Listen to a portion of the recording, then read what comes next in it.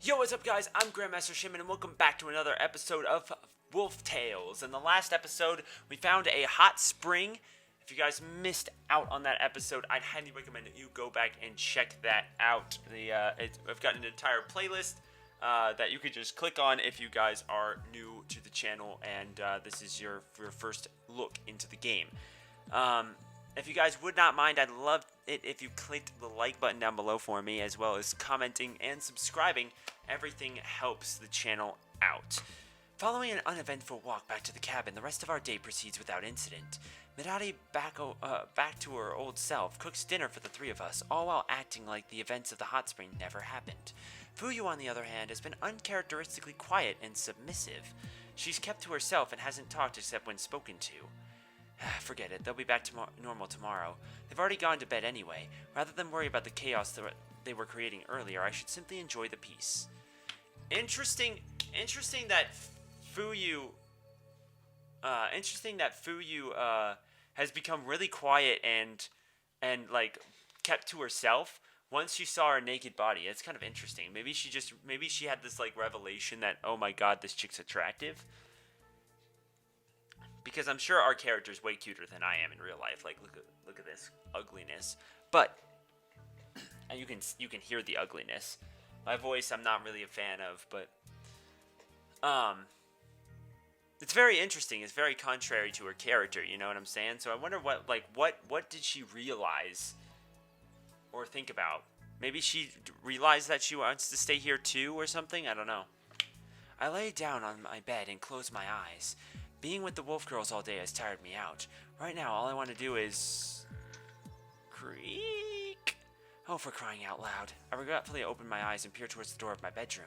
Watching the door carefully, I noticed subtle movement as the intruder attempts to open the door more quietly than they started to. A few moments later, a familiar pair of ears enter my line of sight, followed by two timid, curious eyes. Fuyu, what are you doing? Is something wrong?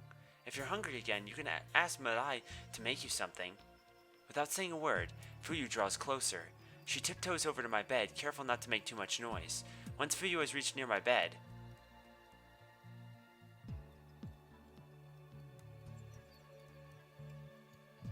she does this. Is that saliva? I'm really confused. Why did you choose this picture? I'm curious. Like, okay, she's got her hand on the wall. Wait, what is that? Interesting enough, that's... Wait. Yeah, that's written in English, right? Jad Ricardo? Resident Ricardo. Remy... The kanji for enter? I don't know. Maybe, oh, it must mean remix, but they just didn't complete the X or something? I don't know. Just so you guys know, the picture, the poster right here is what we're focusing on. The rest of it, you know. I mean, Fuyu is hella cute. Actually, I do kind of find it interesting that this hair, these two hairs right here are a much darker color than the entire rest of it. I'm curious, like, if that must be her natural hair color, or do, like, wolf villages have hair dye? That's the other thing.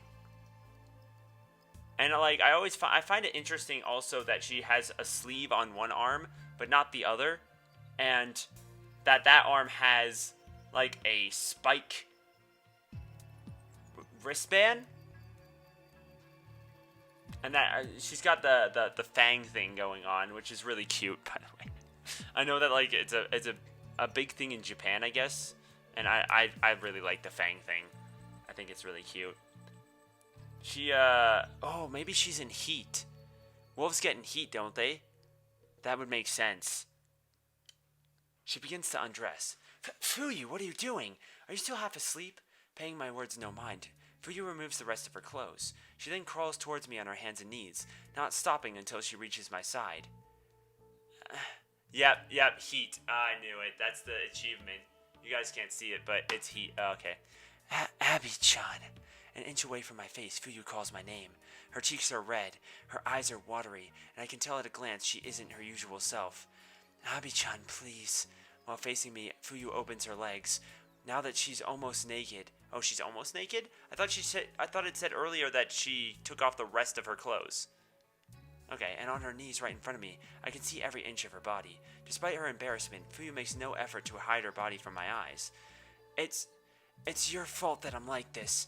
I've never once felt this way around Mirari or other members of our pack, so take responsibility. As I dared to think earlier, this dwarf girl is in heat. Yep. Listen, Fuyu, I'm flattered that you think of me that way, but you really don't want to do this. What you're feeling right now is just an influx of your hormones.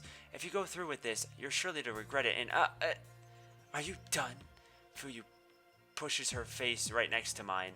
With her lips an inch away from mine, she looks into my eyes longingly and continues to speak. I don't expect you to feel the same way I do. In fact, after I do all of the things I said, after all the things I've said and done to you, you probably despise me. Even so, I can't help the way I feel. Whether you love me or hate me, please, I beg of you to embrace me. Oh, wait, we actually accept it. Oh, and we get that nice art. Yes. Before I can respond, Fuyu closes the final distance between us. Her soft, pursed lips brush up against mine, kissing me so lightly that I can just barely feel it. The moment she begins to pull back, Fuyu closes in once more, this time with more confidence. See, that's attractive. Is that bad? She's on top of us, like, instigating this whole thing.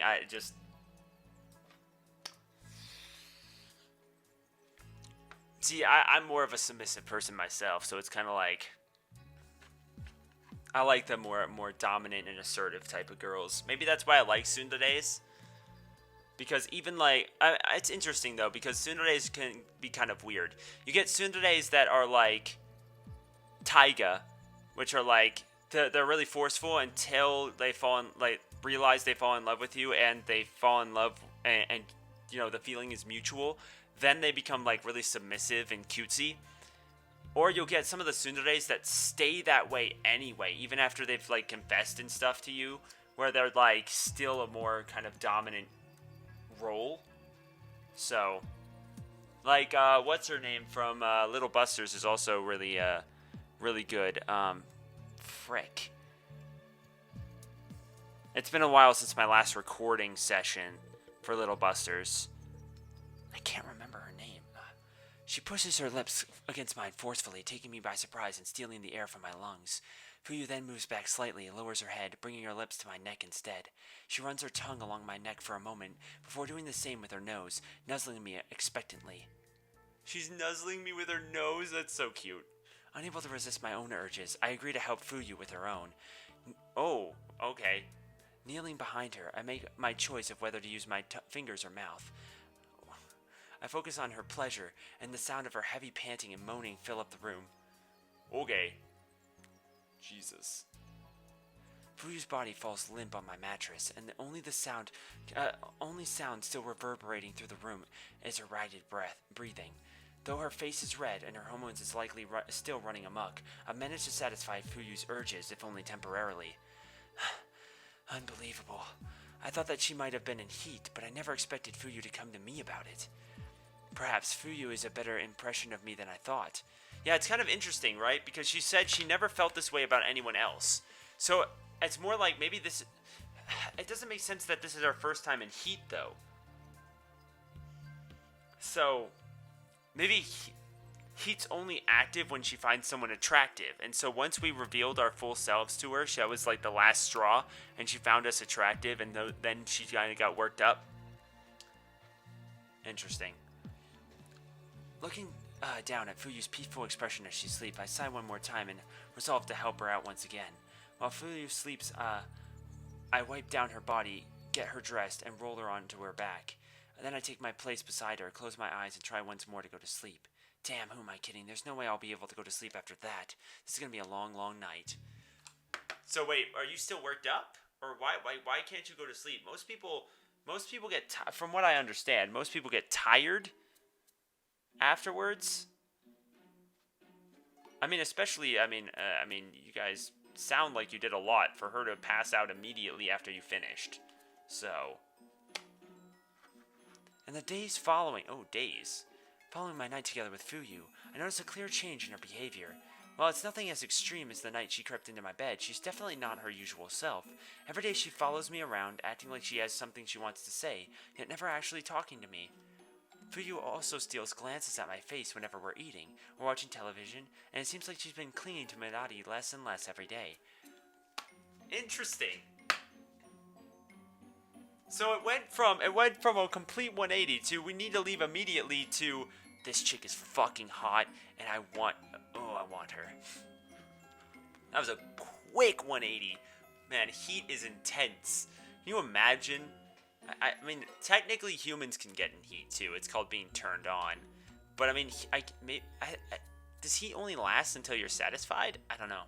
I don't know how that works for animals and wolves and stuff. So, well, I'm sure that there's a perfectly reasonable explanation for her behavior. The only event which ever comes to mind is the night Fuyu crept into my bed.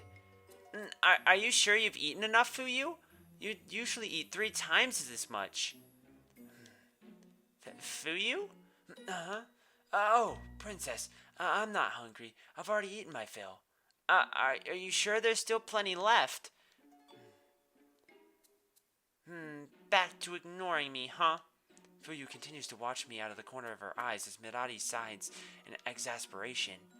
You've changed, Fuyu, more in a couple of nights than I would have thought possible in a lifetime, Abby-chan.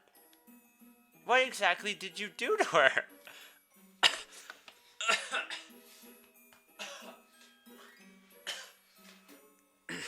that was... don't look at me. That was Fuyu. It's all her doing. I did not have sex with that woman.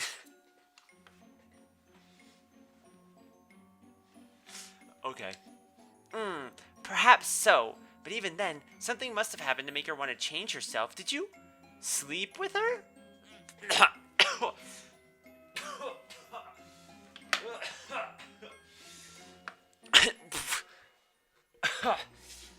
Nani? I almost spit out the contents of my mouth as Miraya takes me completely by surprise. What do you mean? I would... Did you? Of course not. Minati stares right through me, my bold-faced lie only making her lip quirk. I can't meet her gaze. Fuyu is a woman of age. She has not yet taken a mate, and she appears to have taken a liking to you. I see no reason for you to turn down her advances. Wait, are you not? Is that... Wait. No. You said you're the same age, so that's not it. Why do you have to remind me of that? I don't know. You make it all sound so simple. Is it not simple? Of course it isn't. I mean, Fuyu's just acting like this because she's in heat, right? So you're concerned that Fuyu will no longer desire you once her hormones have settled down? I wouldn't worry about that. What is going on?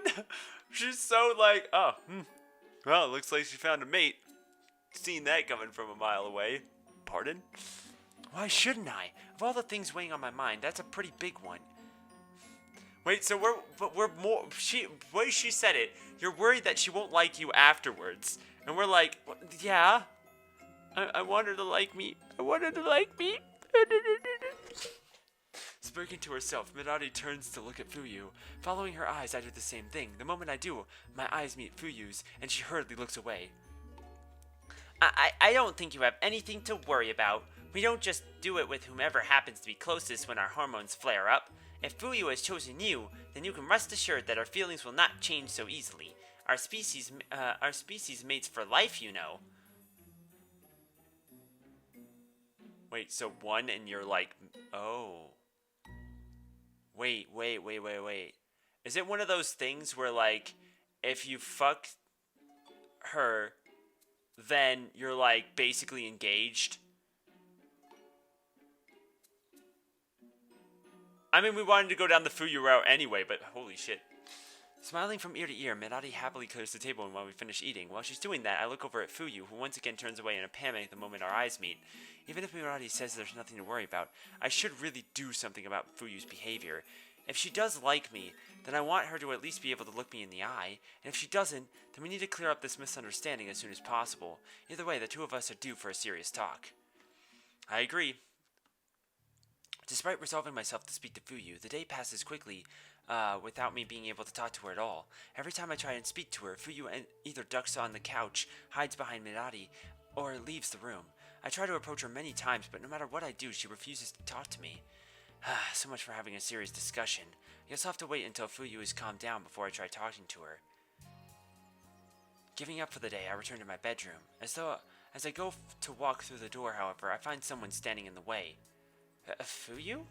Fuyu jumps in fright as I call her name. Fuyu, what are you doing out here? Is there something you'd like to talk to me about? Fuyu says nothing as she stares at me, but it seems like she wants to say something. Perhaps it's a bit more privacy is a good idea. Would you like to go for a walk? What? Fuyu opens her eyes and mouth wide as she stares at me in shock. The next moment, however, yes, I would. To my surprise, Fuyu agrees to the walk. She brushes past me and out the door, quickly descends down the stairs. Better to follow her. Interesting. Okay, so now we're going to get the explanation, is that it? The air outside is crisp, but not to the point of being unpleasant. I figure I'm better off trying to talk to Fuyu out here. The outdoors seem to calm her. Beet red, yet smiling faintly, Fuyu walks in front of me. Without looking back at me even once, she sits on the edge of a stump, fidgeting restlessly as she looks down at her fingers. I follow Fuyu over to a fallen tree, then I take a seat next to her. Abby-chan, about the other night. Yes, Fuyu? What happened that night? It was, I only acted because it was of my biology, and, instinct made me do it or something, and so don't go misunderstanding, okay? It's not like I like you or anything, Baka. Yeah, she's so cute. There it is, the tsundere line. Look, she's even talking in that sassy, but like totally contradictory manner. It's not like I like you or anything, or want to be your mate or anything. Stammering uncontrollably, Fuyu eventually manages to squeeze out a few sentences. Still looking at her lap, she plays with her fingers as she speaks, desperate to avoid eye contact at all costs. So it was just a hormonal thing after all. I should have known better than to go about it as I did. Thankfully, Fuyu doesn't seem to resent me. A little disappointed, I managed to smile and turn to Fuyu. Yeah, I'd be disappointed too. I'd be like, after all that, it was just, oh. Because, I mean, we returned our advances, which means we clearly like Fuyu. That's pretty obvious, you know what I'm saying? I understand. You were just acting in accordance with your biological urges. We can chalk it up to a mistake of passion and move past it. You don't understand anything at all. Nani? I said you don't understand. I'm not just some slave to my body, you know. I have my own thoughts and free will. I wouldn't do that with someone just because my body told me to, okay? No, I get that, but didn't you just say? Jeez, forget I said anything. This is why I can't understand you humans. Jumping to her It's okay, humans do that exact same thing, Fuyu. Don't you worry. There are a lot of people who can't be honest with it because they're embarrassed. They don't want, like, it's interesting that people, like, when they think about love, it's almost like something that is, like, weakness. It's almost like a weakness, you know? But I don't know. Jumping to her feet in a huff, Fuyu begins to leave the area. Confused and also somewhat worried about her, I stand up and follow after her. Fuyu, I get that you're feeling temperamental at the moment, but shut up! You don't know a damn thing about how I feel. How could a human ever understand what my kind goes through? Fuyu snaps at me in the moment I catch up to her. Backing away defensively, Fuyu acts like cornered prey as she creates distance between us. No, it's not just you. Even the princess doesn't get it. None of you understand my feelings at all. None of you even try to understand. Why is Minari the only one who gets to be selfish? Why can't I take something for myself for once? Even here, away from the pack, I still can't have things my way. Before I realize it, Fuyu's squabble has turned into an excuse for her to complain about a lot in her life. Out in the forest with nobody but a single human being, Fuyu begins to vent her frustration. Why? Why is it always her? Why is it that no matter what I do, I'm always living in her shadow? Even now, when it's just the three of us, I'm still nothing compared to her. Fuyu, what are you talking about? I literally fucked you. How is it? Okay. I don't know. I don't know what life was like with your pack, but in the cabin, the two of you are equal. Don't lie to me, Abby-chan. The princess got here first. She made herself useful, enamored herself with human culture. She even managed to steal your heart. Before I could so much as stake my claim, that girl took everything for herself. My heart. What are you trying to say, Fuyu? You don't need to hide it. I can see the way you two look at each other. She's the reason why you don't want to be with me, isn't she? Pardon? Fuyu, Mirari and I don't have that kind of relationship. Like I believe that. You two have probably been doing lewd things this entire time behind my back, haven't you? Haven't you two been sleeping on the couch together? Like the entire time since you got here? And she was unconscious before that. Okay, whatever. We have not. Minari's a nice girl, and I do like her, but what? But you're the only one who have ever done something like that with, Fuyu. Fuyu's anger dissipates in an instant, replaced by confusion. Before she can regain her senses and deny my words, I take a seat on a log, prompting Fuyu to do the same. Oh, she's so cute! Look at her! Oh, look at her embarrassment! Oh, oh my goodness, she looks so huggable right now. I just want to give her a big hug and let her lean on my shoulder and pet her head. She hesitates for a moment, then sits next to me, crossing her arms indignantly. Fuyu, I'm sorry about what I said earlier, but I didn't do it for the reason you're thinking. Humans aren't like half-wolves in that way. We don't mate for life or want to have kids with people we barely know. Humans tend to spend years with one another before talking about that kind of stuff. And even then, it rarely works out. That's why I don't want to enter that kind of relationship on a whim, or as a consequence of you going into heat. But it's not you, Fuyu. You've done nothing wrong. Taken in by my words, Fuyu quietly sits next to me. I place my hand on Fuyu's head and speak to her in a soft tone of voice. With a gentle smile on my face, I look over at her fondly. Fuyu, I've been alone for a long time, and just like you, I have no idea how to act around others. I closed off my heart, started pushing people away, and abandoned everyone and everything I ever cared about to start a new life out here on my own. But in the short time you and Mirari have been here, you've shown me how impossible my goal was from the beginning. I was wrong to think that I was better off being alone. The time I spent with the two of you has been the most fun I've had in years. And I think if you opened your heart, if you allowed someone else to see your true self for once instead of getting defensive, you might feel the same way. I mess up Fuyu's hair slightly with my hand and then remove my hand from her head and lean back. Even so, I know how hard it is to change. I know what a big decision this is and how great of an effect it'll have on your life. That's why I won't make any careless promises to you. If you're serious about wanting a relationship with me, Fuyu, then you'll need to be patient. I need my partner to be someone who takes these matters as seriously as I do and won't give up everything on a whim. I need someone who shares the same ideals I do. Fuyu remains silent as she listens to my words. Other than expressing minor displeasure at having her hair ruffled, Fuyu remains attentive, barely changing her expression or breaking her concentration. When I finish speaking, Fuyu looks away with a serious expression on her face, still clinging to a modicum of defiance. Insolent human! I've already told you I don't want anything like that from you. But you do, don't you? I'm not talking to you anymore. Fuyu pouts and continues to avoid eye contact. She's so soon that I look at her face. Oh my god! Look at her face! Look at her face! I take that as Fuyu signaling that she needs some time alone to think about everything I've just told her. Alright, I understand. I'm gonna head back inside now. I'll talk to you tomorrow, Fuyu. Wait! Fuyu hurriedly stops me as I begin to stand, but immediately realizes she has nothing specific to say. I don't mind if you want to stay a little while longer. Just a little while, and not to talk or anything, Baka. We sit outside while Fuyu calms down. The air night is becoming chilly, and we'll have to go back inside shortly.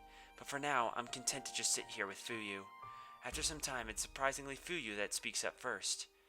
Hey, you're really able to make a go of it out here on your own. For a human woman, isn't that pretty strange? I guess. So if someone like you can make it, I probably could too. What are you saying, Fuyu? Do you want to become a lone wolf? I don't know. I had never considered the option until now. All my life I've been told where to live for the pack and their rules and to serve Mirari's family. But if someone had just told them that we didn't need to be like that, maybe things would be okay. Do you resent her? Mirari? No. She's just as much a victim of circumstance as I am. She's been groomed from a young age to be the next pack leader. Though seeing her refute to go back to the pack makes my blood boil. Fuyu is silent again before speaking up once more. Maybe I can even live here with you. That's the last thing I expected you to say. Yeah, so what? It's not like it's shameless for two girls to live together. That's the last thing you should be saying after the other night. Can half-wolves even accept a female couple? It's not common, but it's not something anyone concerns themselves with. We have much more pressing obligations like food and rival clan attacks. True.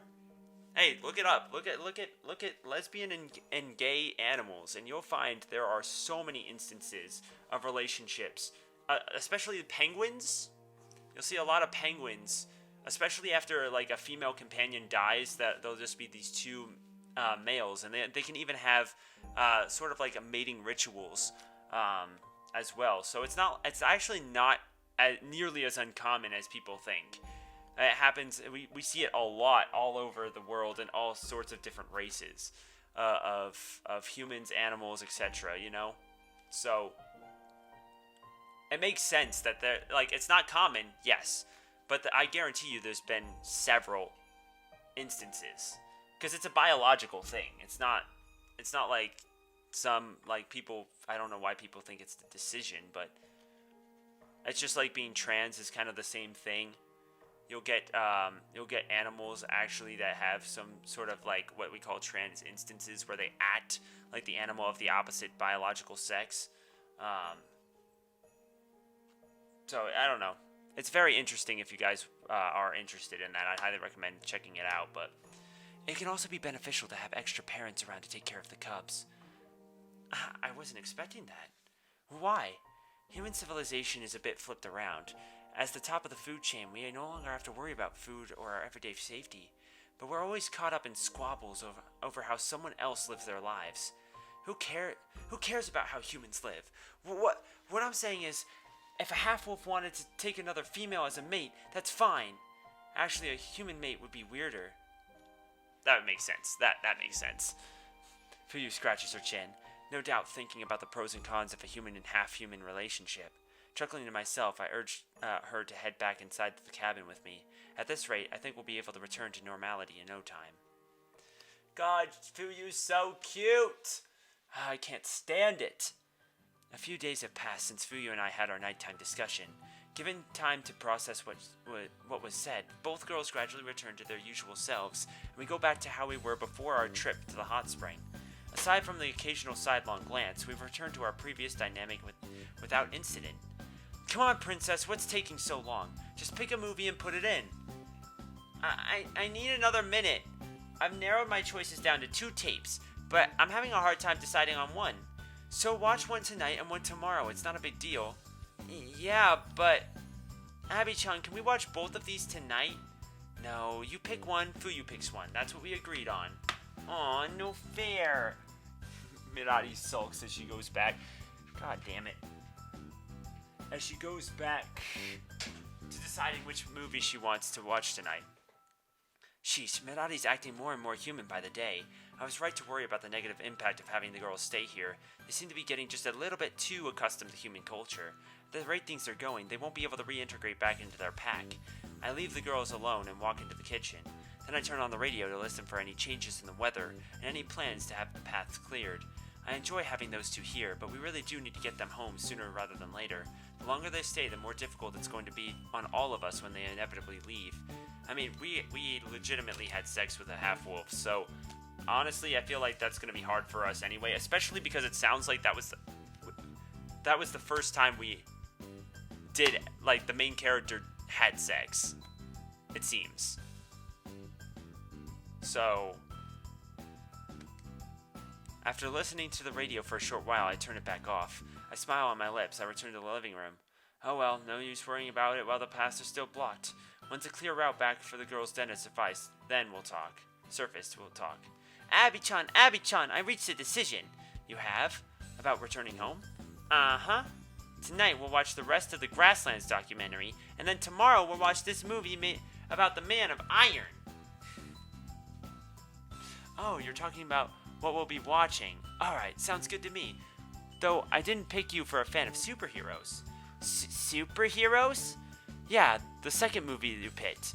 It's about a guy who, with a suit of high-tech armor who goes around fighting bad guys. Oh, is that what it's about? I thought it was an educational film about blacksmiths. Why would I have something like that? In that case, I'll pick something else. I'm not fond of violence.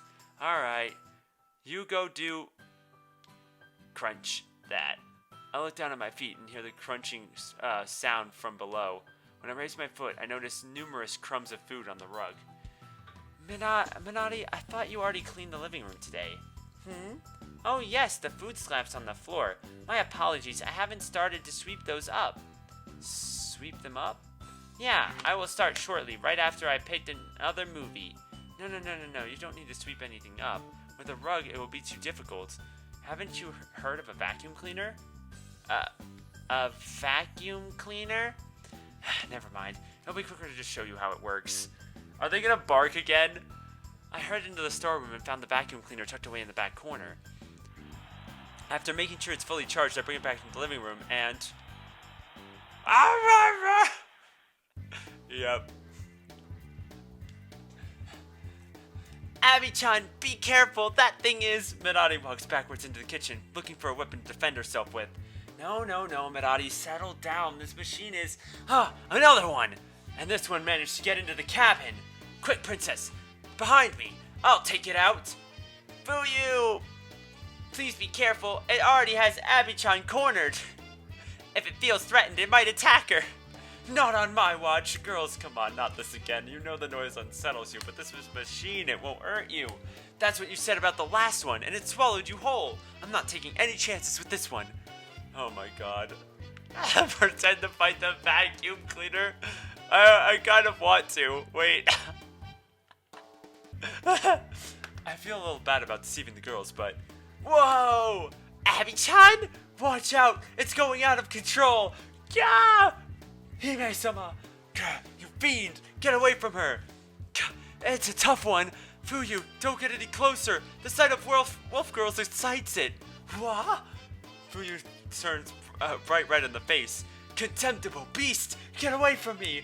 Don't worry, I got this under control! Just a little more! I got it! After having cleaned the floor around where I usually eat, I turn the vacuum cleaner off. The moment I do, the noise stops and both wolf girls begin to relax. Is it dead? Come on, princess. It may be lulling us into a false sense of security. Allow me to investigate. Okay, be careful. Easy does it. Easy now. Hey, what do you... Stop that! The moment Fuyu enters striking range, she lunges at the vacuum cleaner and sinks her teeth into it. Fuyu, stop that. You don't need to attack it. It's already dead, okay? Are you sure, Abby-chan? Yes, I'm sure, so stop biting it, Fuyu. If you insist. It didn't taste very good anyway. Of course it didn't. It's plastic.